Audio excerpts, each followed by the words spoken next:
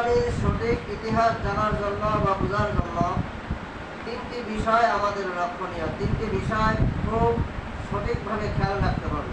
যদি তিনটা বিষয়ের কোনো একটা বিষয় এলোমেলো হয়ে যায় তাহলে কুরবানির সঠিক ইতিহাস জানা যাবে না।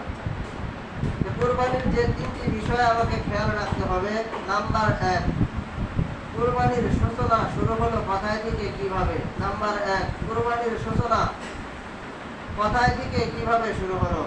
নাম্বার 2, কুরবানি কোথায় থেকে প্রতিষ্ঠিত লাভ করলো। নাম্বার 3, আমাদের নবী জনাবে মুহাম্মদুর রাসূলুল্লাহ সাল্লাল্লাহু আলাইহি ওয়াসাল্লামের উপর কুরবানি ওয়াজিব হলো তথা আমাদের উপরে। এই তিনটি বিষয়। নাম্বার 1, কুরবানির ইতিহাস কোথায় থেকে শুরু হলো, কিভাবে শুরু হলো। নাম্বার 2, কোথায় থেকে কুরবানি প্রতিষ্ঠিত লাভ করলো। নাম্বার 3, আমাদের নবী জনাবে মুহাম্মদুর রাসূলুল্লাহ সাল্লাল্লাহু আলাইহি ওয়াসাল্লামের উপরে কুরবানি